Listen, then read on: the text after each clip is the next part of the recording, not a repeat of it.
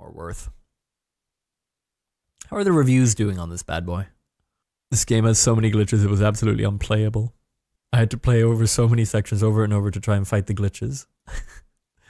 That was me. Me and Flash. It still baffles me that you have to download a separate application to play this game co-op. What?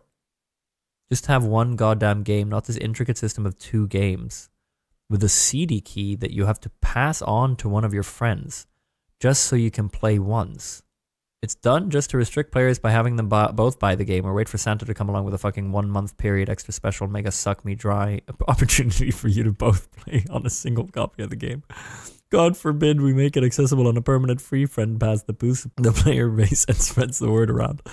That's the only purpose. Stop it. Get some help. Another thing that baffles me is how in the God forbidden fuck you have so many people working on a 5-hour game with mid to high graphics and really average storyline.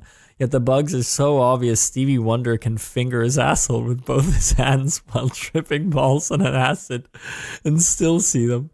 The fucking credits were longer than some gameplay loops. You had quite a lot of testers. What the fuck? What were they testing? Their nerves on how much desync they can handle?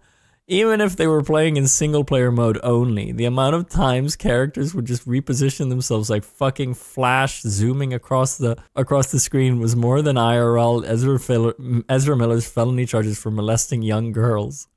The good. The friend pass thing was less of a pain in the ass than previous titles. The bad. Story. Story was fairly average. The Saw aesthetic was decent, but the fucking character development across acts and the decisions you had to make for these brain-dead characters, oh my. It's like playing Bully, but all the kids were in special educations.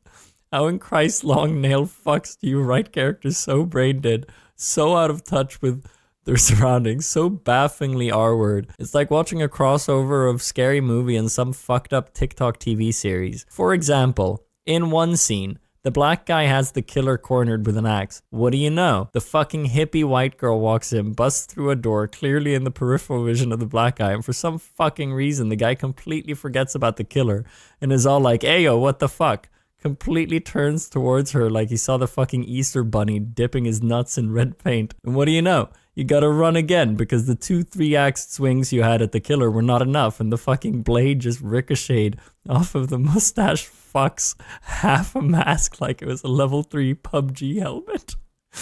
I guess people just forget when it's plot convenient. It also doesn't help that one of the endings implies nobody catches on the fact that the killer uses the same name for some advert to lure in more people to kill.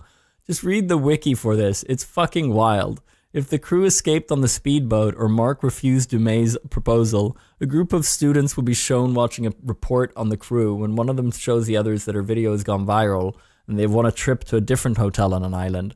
As the students get excited, Dumay can be seen in the photo of the hotel. I'm sorry, but am I too stupid to expect his name, or at least the nickname that he uses, to be viral public information after they find the murders? I get that his name sounds French, but still. Animations are truly a work of art. There seems to be a lack of everything when it comes to animations.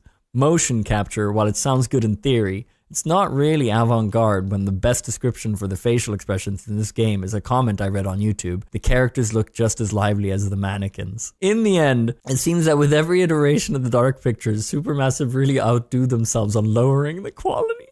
I like this type of games. I really do. But it's painful to expect greatness and be let down by the craft of perseverance in someone's craft.